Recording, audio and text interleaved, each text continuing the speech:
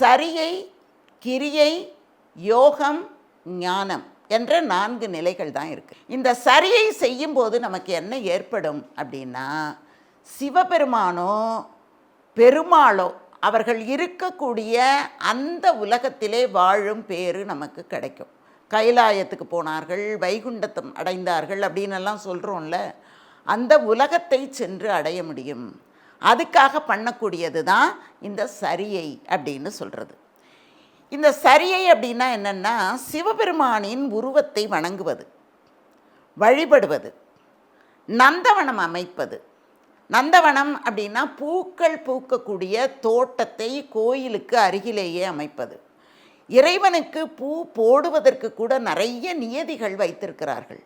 மலர்ந்தும் மலராமல் இருக்கக்கூடிய மொட்டாக இருக்க வேண்டும்.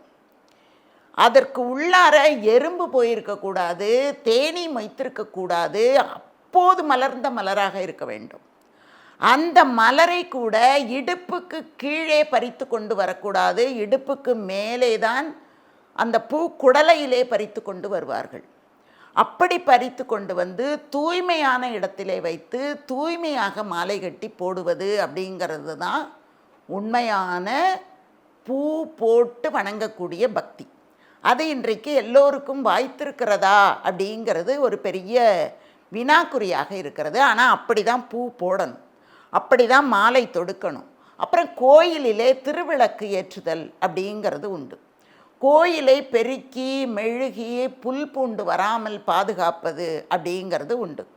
அப்பர் சுவாமிங்க கையிலே உழவாரப்படையை வைத்து கொண்டு அந்த பிரகாரங்களிலே இருக்கக்கூடிய புல்லையெல்லாம் செதுக்கி போட்டார் அப்படிங்கிறது அவருடைய வரலாற்றிலே நமக்கு தெரிகிறது.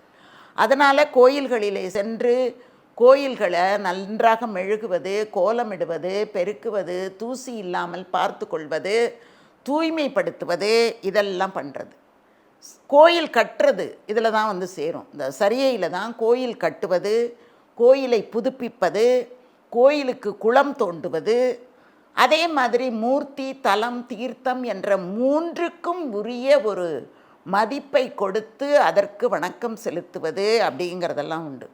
அது மட்டும் இல்லாமல் சிவனடியார்களை வணங்குவது, சிவனடியார்களை சிவனைப் போலவே கருதுவது, அப்படியெல்லாம் செய்வது தான் சரியை என்ற ஒரு படிநிலையை நமக்கு ஏற்படுத்தி கொடுக்கும். அதுதான் முதல் படிநிலை.